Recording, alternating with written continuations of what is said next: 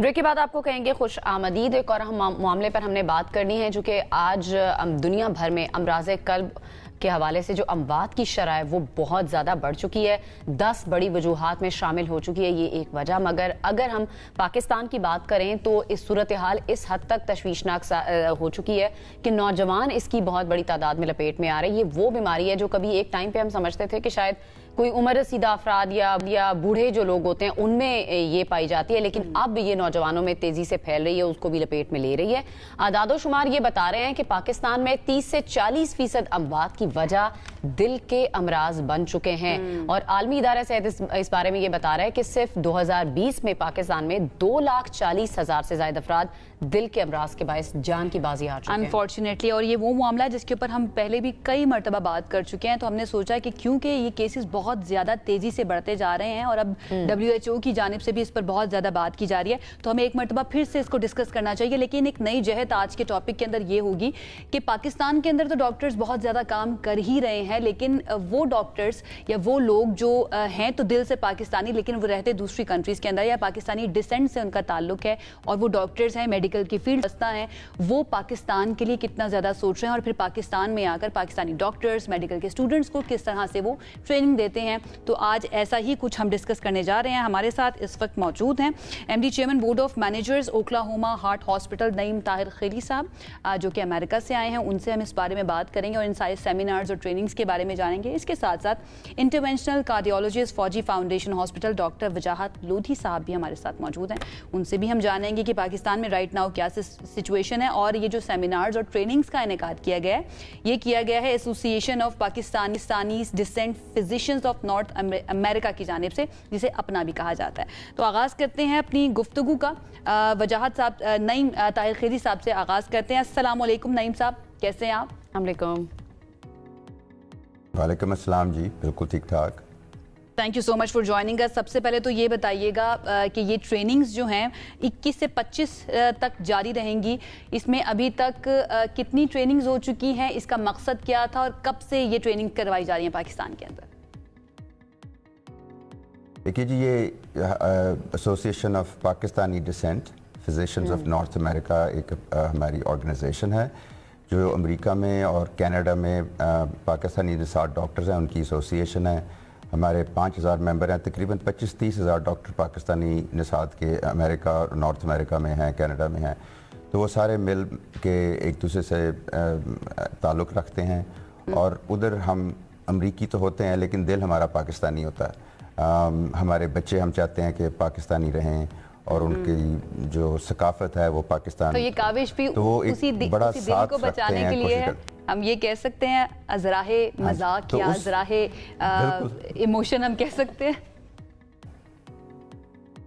बिल्कुल सही कह रहे हैं, बिल्कुल सही कह रहे हैं। तो उसके अंदर ये अपना जो है वो बहुत सारे डिफरेंट काम करती है। वो जाके हेल्प करती है पाकिस्तानी डॉक्टर्स को जो पाकिस्तान में हैं, मेडिकल स्टूडेंट्स को हेल्प करते हैं, जो एडवांस डॉक्टर्स हैं, कंसल्टेंट्स हैं, प्रोफेसर्स हैं, उनके साथ हम ताल्लुकात रखते हैं, ट्रेनिंग करते हैं, उनसे सीखते हैं, उनको सिखाते हैं अगर हमें कुछ आता हो।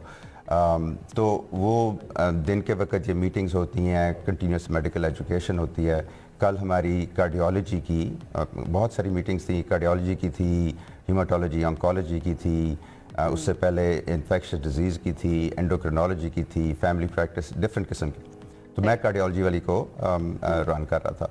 तो पाकिस्तान के जितने भी बड़े major leading head of departments and professors माशाल्लाह थे, वो सारे उधर थे। तो एक्सचेंज ऑफ आइडियाज, पाकिस्तान में क्या हो रहा है, हम उनको क्या ऑफर कर सकते हैं, तो वो ठीक है। डॉक्टर साहब, थोड़ा सा मैं चाहूंगी आप बताएं ग्लोबली। जी, वजाहत साहब से भी सवाल करूंगी। मैं चाहूंगी आप थोड़ा सा इसको एक्सप्लेन कर लें, फिर डॉक्टर साहब की तरफ चलते हैं, डॉक्टर वजाहत की तरफ। आलमी तौर पर कितना बड़ा चैलेंज ये बन चुका है दिल के अमराज का बढ़ना, और जो पाकिस्तान का डेटा हमने अपने इंट्रो में भी शेयर किया, वो आपको कितना तशवीशनाक लग रहा है? देखिए जी, जब हम 30-35 साल हो गए हुए गए थे तो अमेरिका में, तो हार्ट डिजीज़ उधर बहुत ज़्यादा थी और वेस्टर्न वर्ल्ड में number 1 killer by far cardiovascular disease होती है, कोई चीज़ उसके करीब भी नहीं आती। हार्ट अटैक, स्ट्रोक्स, ये सारे कार्डियोवैस्कुलर डिजीज़ है। और ये जो जिसको आप थर्ड वर्ल्ड कहते हैं, जो पाकिस्तान उसमें आता है अनफॉर्चुनेटली, उसके अंदर हार्ट डिजीज़ इतनी ज़्यादा नहीं थी, आपकी इन्फेक्शन डिजीज़ और ये बीमारियाँ ज़्यादा थी। ठीक है, अब लोग मलेरिया से और टीबी से और बहुत सारी और चीज़ों से जान जा रही थी उनकी, बिल्कुल। इस वक्त ये हाल है जी कि हाँ जी, इस वक्त ये हाल है कि मैं जब अमेरिका में ऑपरेट करता हूँ, जब रात को हम जाते हैं, किसी को हार्ट अटैक हो रहा है, तो वो तकरीबन 50, 60, 70, 80 साल का बच्चा आता है। मैं यहाँ आके तकरीबन पाकिस्तान के डिफरेंट एरियाज़ के अंदर जाके हम ऑपरेट करते हैं।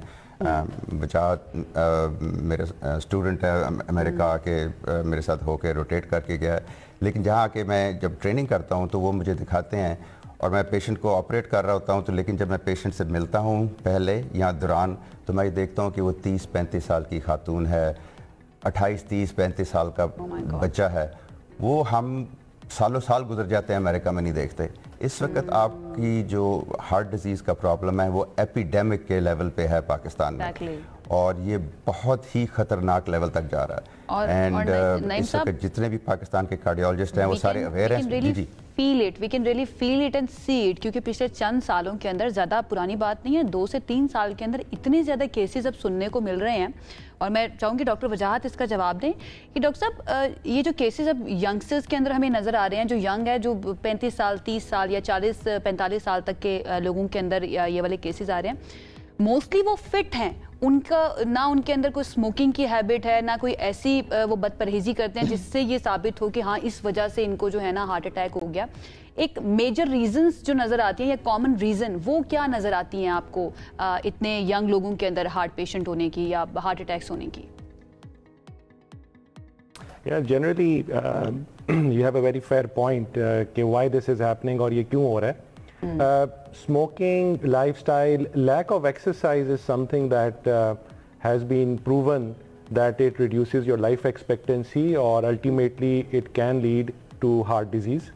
And unfortunately education is another thing, knowing what is good for you। आपको ये चीज़ पता होनी चाहिए कि what to eat, आप अपनी बॉडी में क्या चीज़ इंट्रोड्यूस कर रहे हैं, what is a good lifestyle, what is an appropriate sleep, कितना सोना चाहिए, and obviously then other things add up।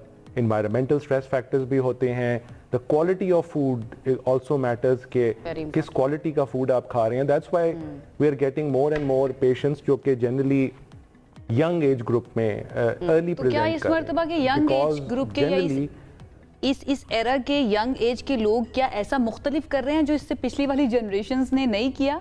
ऐसी कौन सी चीज़ है जिसके एक्सपोजर की वजह से बहुत ज़्यादा हार्ट पेशेंट्स अब हमें नज़र आ रहे हैं, वो भी यंग लोगों के अंदर? डेफिनेटली देखिए जी, इसके अंदर at the end of the day ये बात है, ये जो हार्ट डिजीज़ है ये एक वो डिजीज़ है जिसे आप कहते हैं अमीर मुल्क की डिजीज़ है। जब आप जब गरीब लोगों से हमारे माँ बाप अगर सादे थे तो उनके पास गाड़ी नहीं थी, वो साइकिल चलाते थे या चलते थे, और खाना जो था वो वाफर मकदार में नहीं था, तो आप खाना सही तरह खाते थे, खेतों से खाते थे, फल खाते थे। जैसे जैसे आप अमीर होते जाते हैं, जैसे जैसे अल्लाह ताला आपको ज़्यादा नवाजता है, तो आपके पास गाड़ी आ जाती है, तो आप अपने काम पे गाड़ी पे जाते हैं। अगर आपने पार्क भी जाना होता है तो आप गाड़ी पे जाते हैं, और जो आप खाना खाते हैं वो ज़्यादा मिक़दार में आप ना भी खाएं तो हम उसको कहते हैं कैलोरी डेंसिटी। आप जो इतनी सी चॉकलेट एक खाते हैं वो 3-4 सेब के मुताबिक होती है, तो वो आप बेशक, ये मुझे आके हमारे पेशेंट्स कहते हैं हम कुछ नहीं खा रहे, लेकिन जब हम उनकी कैलोरी काउंट करते हैं तो कैलोरी, आप ये समझिए कि अगर एक बच्चे के सामने मैं 100 4 आने रख दूं, ठीक है जी, वो समझेगा कि ये बहुत पैसा है, लेकिन अगर उसको ये मैं 5000 का नोट उसके सामने रखूं तो वो कहेगा कि ये तो कुछ भी नहीं आपने मुझे दिया, जबकि 5000 का नोट जो है वो बहुत ज़्यादा ताकतवर है वो, और यही कैलोरी डेंसिटी है। आप थोड़ा सा कुछ खाते हैं, अगर आप हल्की सी खटाई खाते हैं या मिठाई खाते हैं, उसके अंदर जो कैलोरीज हैं वो बहुत ज़्यादा हैं, बिल्कुल आपका सही पेट है नहीं डॉक्टर साहब, भरता, लेकिन करना फिर क्या आपका है? बैंक बहुत ज्यादा भर जाता है। बिल्कुल सही कह रहे हैं, लेकिन अब फिर करना क्या है? नौजवानों को क्या करना चाहिए? मैं चाहूंगी डॉक्टर वजाहत भी इसमें थोड़ा सा बता सकें अगर, कि नौजवान आजकल के ऐसा क्या करें, 4-5 कोई टिप्स आप दे दें जिन चीजों को हमने अवॉइड करना है या जिन चीजों को हमने अपनी जिंदगी में शामिल करना है। First of all I think exercise is very important कि जो जितने भी यंगस्टर्स हैं, even even any age group, exercise is की। प्रिवेंशन जो है उस पर ज़्यादा फोकस करना चाहिए। ईट प्रॉपरली, स्लीप ऑन टाइम, वो देखें कि आप बॉडी में क्या चीज़ इंट्रोड्यूस कर रहे हैं। टाइम पे खाना खाएं, वक्त पे खाएं, अच्छा खाएं, अपने आप को, अपनी बॉडी को टाइम दें, एक्सरसाइज करें। And all types of bad habits like if your smokers, उनको obviously should stop. Smoking is one of the major leading cause of heart disease. And now I would also like to introduce कि vaping has become part of a culture जिसको हम as इतना frown upon नहीं करते कि this is an alternative. It is not alternative. It is equally dangerous. तो वो भी एक it's a thing that's coming up, and in the future you'll see कि it will come out as one of the major leading causes of not just heart, even lung disease. So these are the few basic principles that अगर follow किया जाए तो you can, बाकी doctor Naeem will add further. जी बस ये देखिए, ये वजाहत जो हैं इनको इनको यही हम सिखा रहे हैं। सो अब एज पार्ट ऑफ अपना या हमारे अपने से, अब मैं पाकिस्तान से जितने भी बड़े बड़े कार्डियोलॉजी के सेंटर्स हैं उनको मैं अपनी वालदा के नाम पे, रुखसाना फाउंडेशन के नाम पे उनको स्कॉलरशिप देता हूँ और यहाँ से फिर उनको इनवाइट करते हैं। मैं ओक्लाहोमा हार्ट हॉस्पिटल में हूँ, उसका चेयरमैन ऑफ द बोर्ड हूँ। तो उनको इनवाइट करते हैं, उनको वीज़े लगते हैं, हमारे पास आके वो 6-6 हफ्ते रहते हैं और हम उनको ट्रेन करते हैं और उनको ये preventive cardiology, advance interventional cardiology, structural heart disease सिखाते हैं और फिर उनको वापस भेज देते हैं। तो वजाहत इसी तरह है। सो पार्ट ऑफ ये है, उस स्टोरी के अंदर आप ये सुनिए कि जब आप इस लेवल पे अमेरिका जो था वो इधर 40 साल पहले इधर था और फिर उनको हमने एजुकेशन दी कि भाई खाना कम करो, एक्सरसाइज ज़्यादा करो, स्मोकिंग कम करो, तो हार्ट डिजीज सिग्निफिकेंटली कम हो गई है। तभी मुझे अब 25, 30, 40, 35 साल का आदमी उधर नजर नहीं आता हार्ट अटैक। बिल्कुल ठीक है, यहाँ मुझे वहाँ पर कम हो गई है। हमारी वो जो है ना, वो पाकिस्तान के अंदर हमें नजर आ रहा है यहाँ पर ज्यादा हो गई है। लेकिन let me give you credit and अपना एज वेल कि आजकल के दौर के अंदर बड़ा मुश्किल होता है या समटाइम्स ना ये बड़ा अनप्रेडिक्टेबल और अजीब वियर्ड लग रहा होता है कि कोई अपना वक्त निकाल कर किसी दूसरे की या एक मुल्क की खिदमत के लिए काम कर रहा हो, अपना ये काम कर रहा है, आप लोग ये काम कर रहे हैं, तो ये बहुत ही नेक काम है। कंग्रेचुलेशंस, बहुत बहुत शुक्रिया आपका, पूरे पाकिस्तान की तरफ से मैं आपका शुक्रिया अदा कर रही हूँ। बहुत शुक्रिया। नईम ताहिर खैली साहब हमारे साथ मौजूद है, डॉक्टर वजाहत लोधी हमारे साथ मौजूद है। ये हमारे डॉक्टर्स को ट्रेन कर रहे हैं जनाब, जिन्होंने आपके और हमारे दिल जो है ना उनका ख्याल रखना है। और ये बहुत ज़रूरी है कि जो आपके दिल का ख्याल रखे उसको पता हो कि आपका दिल काम कैसे करता है। एक ब्रेक की तरफ जाते हैं, वापस आएंगे तो बात करेंगे मज़ीद, हमारे साथ रहिए।